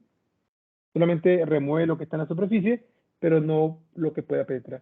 En cuanto a los métodos químicos, pues los métodos químicos son gases o son líquidos y sirven para esterilizar o para desinfectar superficie. Entonces aquí están los desinfectantes químicos, los antisépticos y los quimioterapéuticos, y finalmente los métodos de filtración esencialmente son métodos no para matar microorganismos, sino que para separar microorganismos patogénicos de medios líquidos o de gas. Entonces, aquí está un resumen de los agentes antimicrobianos. Entonces, la efectividad del agente antimicrobiano pues depende de muchos factores ambientales, la cantidad de materia orgánica, la temperatura, salinidad, etcétera. Y recuerden que objetos sólidos como bisturís, asas, frascos de vidrio, estos pueden ser esterilizados ya sea por métodos físicos como calor seco húmedo o por métodos químicos. Y dentro de los métodos químicos esterilizantes, nosotros tenemos un gas que se llama gas de óxido de etileno, que se utiliza en caso de que nosotros no tengamos una máquina de rayos X, o por ejemplo en caso de sala de cirugía. En Estados Unidos, no sé si usted va a los hospitales, en las salas de cirugía, va a notar que la puerta tiene un rótulo, un rótulo que dice, está sellado y dice no entrar hasta el día 28 de abril a las 4 de la tarde. ¿Y por qué no puede entrar ahí? Porque lo que tienen dentro de esa sala de cirugía tienen un aparato que está emitiendo gas óxido de etileno, y ese gas óxido de etileno destruye no solamente a la bacteria, sino que también destruye a las esporas. ¿Sí? ¿Estamos? Bueno, ahí déjala, entonces ahorita, si llora ahí la voy a traer. Aquí está. ¿Ok? ¿Sí estamos, chicos? Sí, profe. Ok, Sí, profe. y lo otro que recuerde es que la mayoría de los agentes químicos que nosotros utilizamos como antimicrobianos, que va usted a encontrar en las farmacias y en los supermercados, recuerde que no son esterilizantes, porque obviamente un esterilizante es un riesgo para nuestra salud, porque nosotros no podemos respirar óxido de etileno porque nos moriríamos. ¿Sí? ¿Estamos? Sí, profe. Ok, entonces dentro de los factores físicos, calor es uno de nuestras mejores formas para eliminar bacterias, ¿verdad? Es el método cuando el hombre descubrió el calor, pues mejoró todo, porque no solamente mejora la digestibilidad de las carnes y de estos alimentos, sino que también en sí el método de calor es un método de desinfección o esterilización. Entonces menos personas se morían, menos humanos se morían, ¿verdad? Al momento en calentar la carne. Entonces la carne ¿cómo se llama? La calentamos, la asamos, ¿verdad? No solamente para mejorar su digestibilidad, sino que también para eliminar bacterias que puedan causar problemas como enfermedades, ¿no? Dentro de las técnicas de calor, las técnicas de incinerización, el flameado del asa, el asado de la carne, pues por lo menos la superficie de la carne se consideran completamente estériles, completamente incineradas. Y el otro método pues, de calor son los calores de vapor, ¿verdad? Como el autoclave o el método de pasteurización, ¿verdad? Que es una máquina que produce un calor de 120 grados centígrados, pero por solo 30 segundos. Y nosotros no podemos aplicar esterilización en la leche porque entonces afectaríamos la calidad nutricional de esa leche. ¿Cuánto tiempo dura un método de esterilización? Pues depende prácticamente de las esporas. Si se fijan, los organismos más duraderos son, ¿cómo se llama? Las esporas de bacterias. Una espora de bacteria a 100 grados centígrados, ¿verdad? La eliminaría más o menos como en 2 a 800 minutos o más o menos en menos de 15 minutos a 121 grados centígrados. Por eso es que 121 grados centígrados, nosotros la consideramos como la temperatura esterilizante. Y es esterilizante porque elimina esporas. ¿Sí? ¿Sí estamos?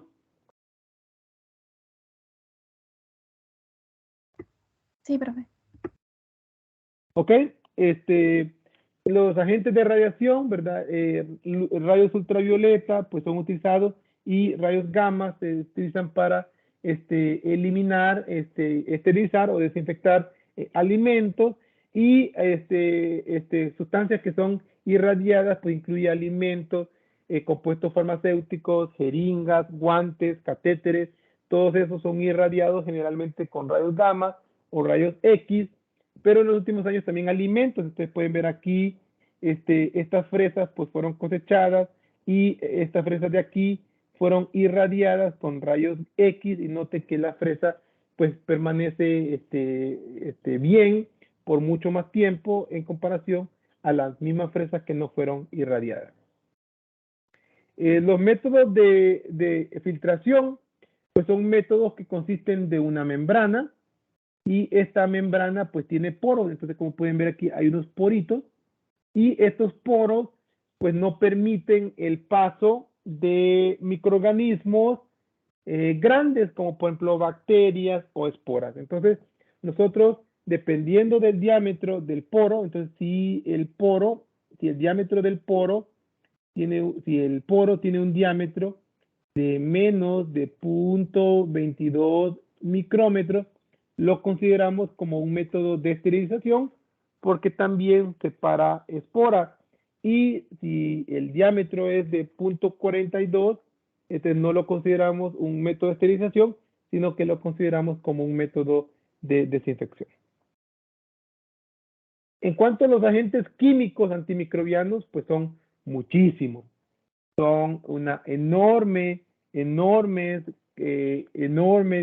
cantidades de compuestos químicos, desde alcoholes, aldehídos, fenoles, agentes oxidantes, halogenuros, ¿verdad? Sales como beta-propiolactonas y sobre todo los detergentes catiónicos.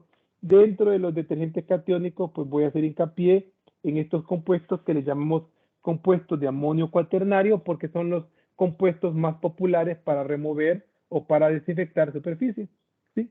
Ahora bien, dentro de los agentes químicos, pues tenemos desinfectantes, pero también tenemos esterilizantes. De los esterilizantes, el que usted sí tiene que recordar es el óxido de etileno. Entonces, el óxido de etileno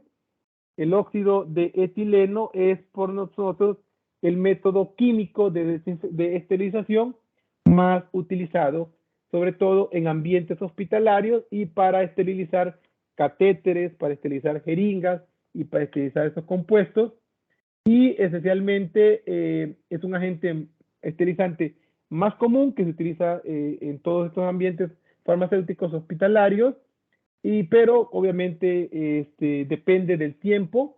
Tiene que exponer ese agente a por lo menos 24 horas al gas de etileno, y este gas es explosivo, corrosivo y tóxico, y por lo tanto pues tiene que ser aplicado por un equipo especial de gente que sabe lo que está haciendo. Entonces, como les comentaba, son muy peligrosos, son muy costosos y por lo tanto únicamente se aplican en ambientes en donde definitivamente usted no puede tener una espora o una bacteria porque va a matar a un paciente. ¿Sí? ¿Estamos? De acuerdo, profe. Y lo otro es que recuerde que en el momento en que usted abre la jeringa, esa jeringa, si usted la deja allí por muchos días abierto, ya no es estéril, ¿no? ¿Sí? ¿Estamos? Y los agentes quimioterapéuticos pues son antifúngicos, antibióticos, que son de amplio espectro, de espectro limitado, y la próxima semana pues vamos a hablar de cuando mezclamos compuestos farmacéuticos, y cuando usted mezcla dos compuestos farmacéuticos pues puede tener un efecto sinérgico en donde un medicamento, ¿verdad?, mejora la actividad del segundo medicamento, o puede tener un efecto antagónico, entonces donde un compuesto esencialmente es contrario a la actividad del otro compuesto y esencialmente se bloquea. Y el mejor ejemplo de un efecto antagónico es el uso de penicilina más tetraciclina. Penicilina es un bactericida, tetraciclina es un bacteriostático. Si usted los combina, esencialmente elimina el efecto terapéutico de los dos. Y en lugar de tener mejor función, pues va a tener peor función. ¿Sí? Entonces siempre en sus clases de farmacología, pues ustedes les van a hablar de antagonismos y sinergismos entre compuestos farmacéuticos. ¿Sí? Y eso pues lo va a ver en detalle en cada uno de sus clases de farmacia. Finalmente, ¿cómo es que todos estos métodos químicos y métodos físicos esencialmente eliminan a las bacterias o eliminan a los microorganismos? Es mediante estos mecanismos. Algunos causan daño al ADN, por ejemplo, luz ultravioleta, rayos X, rayos gamma, rayos beta, rayos alfa. Todos estos métodos pues, dañan al ADN. El otro método que daña al ADN es el calor. Y esencialmente estos causan mutaciones, muchas mutaciones que son irreparables o pueden causar ruptura de ADN y ARN. ¿Sí? ¿Estamos? Sí, profe. Aquí dentro de los métodos químicos que también causan daño al ADN, pues está el agua oxigenada y el ion superóxido. Estos van también a destruir el ADN y por lo tanto, pues las bacterias pues no van a tener la capacidad de sobrevivir. La otra forma como los métodos antimicrobianos remueven bacterias es mediante desnaturalización de proteínas. La desnaturalización de proteínas generalmente se logra con técnicas como por ejemplo con calor, ¿sí? Pero también podemos utilizar detergentes catiónicos, ¿verdad? Como esos amonios cuaternarios. Y entonces lo que esto hacen es que teníamos una proteína que estaba bien plegada. Esta es una proteína activa, una proteína bacteriana, pero si lo metemos a calor, por ejemplo, entonces esta proteína se va a desplegar y entonces esta proteína desplegada pues va a estar desnaturalizada. Y esta proteína desnaturalizada pues no tiene ningún tipo de actividad biológica y por lo tanto las bacterias se mueren. ¿Sí? ¿Estamos?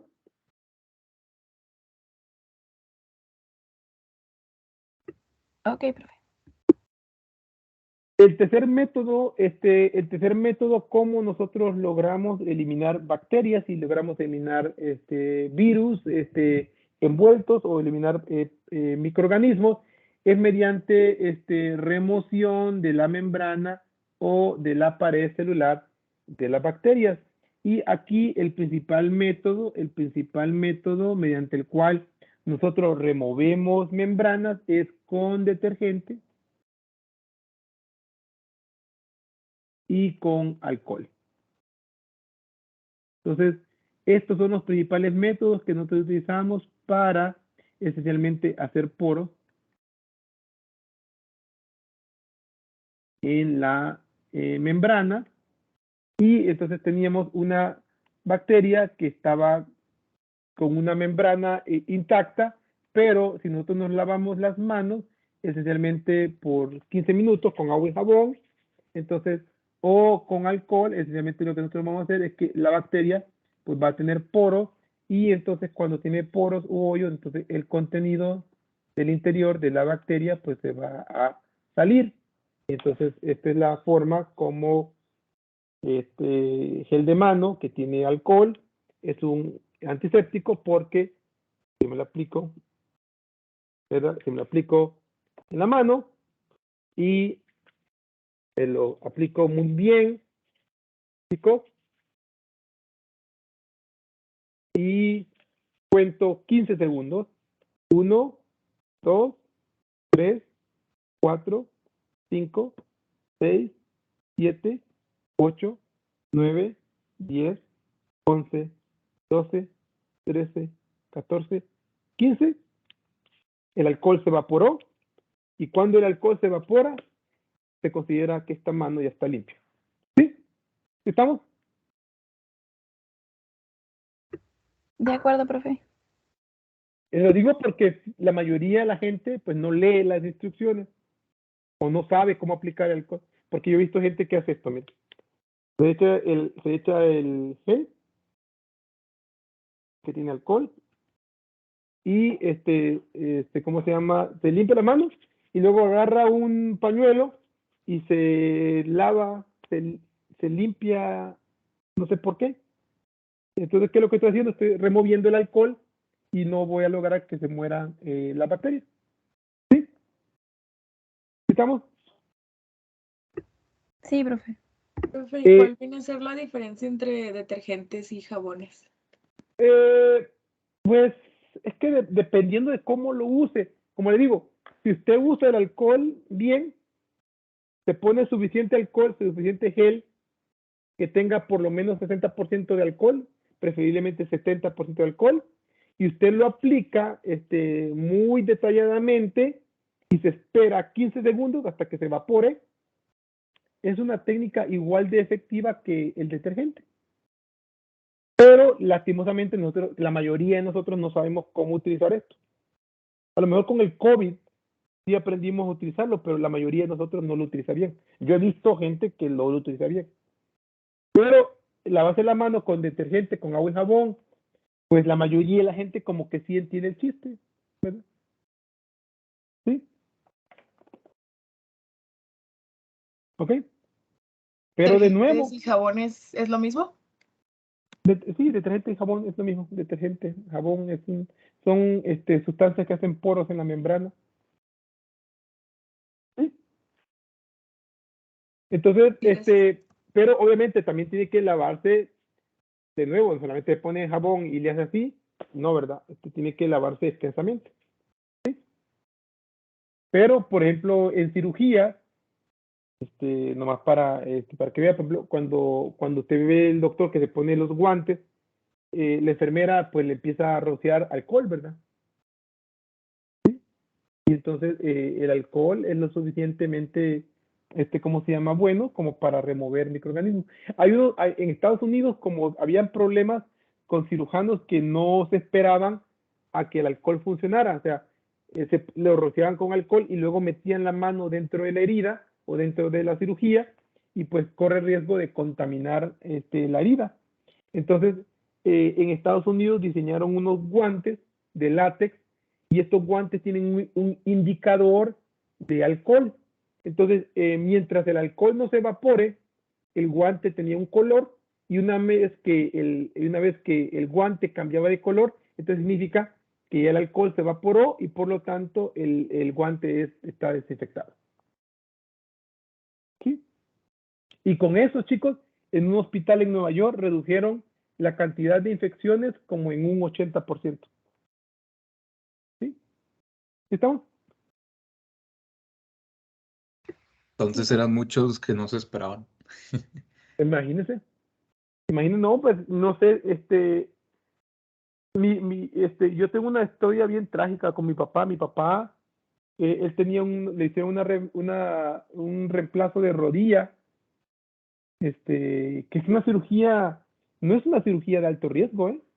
Y le metieron una bacteria patogénica, le metieron Staphylococcus aureus, y esa cochinada que le metieron esa cirugía era tan agresiva que ningún antibiótico lo removió. Y lastimosamente mi papá tuvo 4 operaciones, hasta que finalmente pues la infección le dañó tanto el hueso que finalmente pues el doctor vio que ya no se podía más las operaciones.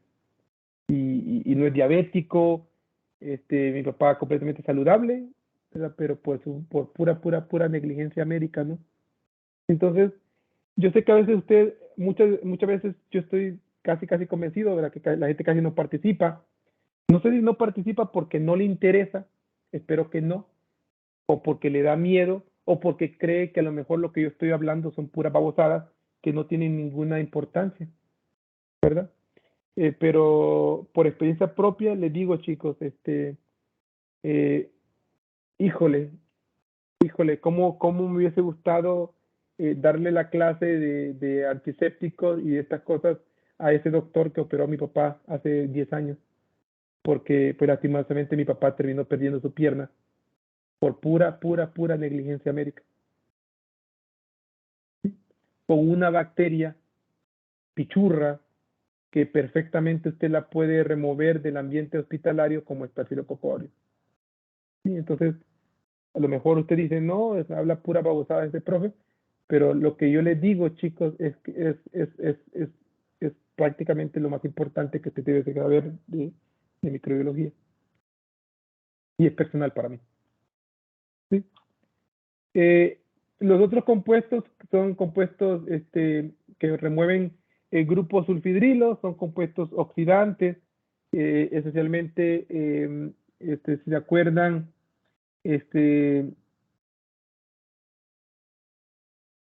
compuestos como por ejemplo la coenzima A que necesitamos nosotros para producir energía, pues esta coenzima A pues tiene un grupo sulfidrilo y este grupo sulfidrilo pues va a actuar con el ¿cómo se llama? Con el derivado del piruvato para producir acetil-CoA. Entonces hay muchos compuestos como por ejemplo mercurio y algunos compuestos reductantes que lo que hacen es que oxidan a este sulfidrilo y evitan que las bacterias puedan respirar. No son tan comunes porque son también peligrosos para nosotros. Y finalmente tenemos lo que conocemos nosotros como antagonismo químico. Antagonismo químico, ¿verdad? Es cuando un compuesto químico tiene la estructura, ¿verdad? Tiene la estructura similar a la de un sustrato natural de una enzima. Entonces, por ejemplo, aquí el ejemplo que les pongo acá es una enzima que reconoce fosfato. Fosfato, ¿verdad? Es un compuesto que nosotros necesitamos en las células para producir energía, para, ¿cómo se llama? Modificar membranas, para, ¿cómo se llama? Activar procesos biológicos, para modificar proteínas. Pues hay muchas enzimas en bacterias que reconocen, y en nosotros que reconocen fosfato, pero, ¿verdad? Esa misma enzima que reconoce fosfato, pues también puede reconocer este compuesto tóxico que es el arsenato. Arsenato es un veneno y la forma como actúa es que arsenato pues tiene la misma estructura química de un fosfato. Las enzimas que reconocen fosfatos también van a reconocer arsenato, excepto que cuando reconocen arsenato, pues esta enzima queda completamente inactivado. A esto nosotros le llamamos antagonismo químico, es decir, utilizamos un compuesto que se parece estructuralmente a un sustrato natural y esencialmente eliminamos enzimas bacterianas. Algunos ejemplos de compuestos que tienen antagonismo químico es, por ejemplo, ibuprofeno, que es un compuesto inhibidor de la ruta del COX, ¿verdad? O el caso, por ejemplo, del antibiótico como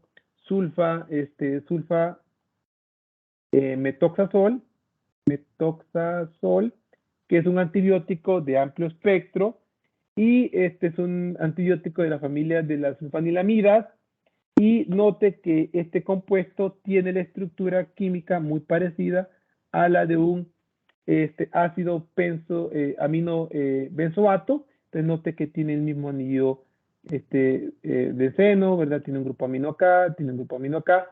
La única diferencia entre estos dos es que este tiene una sulfanilamida, mientras que este tiene un ácido carboxílico, pero la enzima que reconoce a este compuesto sustrato natural, que las bacterias las necesitan para convertir este ácido fólico, lo convierte en purinas y más pirimidinas, y esto lo convierten en ADN. Entonces, las bacterias necesitan esto para producir su propio ADN, pero si nosotros tomamos sulfametoxazol, que es un antibiótico, esencialmente ese antibiótico lo que va a hacer es que tiene la estructura parecida al PABA, al ácido aminobenzoico, y esencialmente va a impedir que la bacteria produzca purinas y pirimidinas, y por lo tanto las bacterias no se reproducen. Entonces, a este tipo de características le llamamos antagonismo químico, y es la base farmacológica de la mayoría de los fármacos, valga la redundancia, que nosotros utilizamos en el mercado. ¿Sí? ¿Estamos? Muy bien. Entonces, lo vamos a dejar ahí por el día de hoy, si no hay preguntas. El lunes vamos a comenzar a hablar de antibióticos, entonces, pero para que usted vaya, ¿cómo se llama? Leyendo y vaya haciendo su trabajo de investigación. Ah, por cierto, este último trabajo de investigación de antibióticos y genética, pues es un trabajo grupal. Entonces, pero dentro del grupo, entonces vamos a tener, ¿cómo se llama? Un video y una revisión de literatura de un artículo científico. Entonces, ustedes se organizan dentro de su grupo si lo quieren hacer Si uno hace el documental y el otro hace la revisión de literatura, etcétera, ¿no? Entonces, ustedes se ponen de acuerdo. Entonces, este fin de semana, a más tardar el viernes, pues voy a subir todas las presentaciones de este parcial, incluyendo el de antibióticos, y también voy a subir las 2 últimas tareas del semestre. ¿Sí? Y estas van a ser grupal. Ahí les voy a poner las instrucciones de cómo se va a desarrollar esa tarea. ¿Sí? ¿Estamos? Sí, profe. De acuerdo, profe. profe. Muy bien. Entonces lo dejamos ahí por el día de hoy, chicos. Que tengan un buen fin de semana y nos vemos el próximo lunes. Gracias.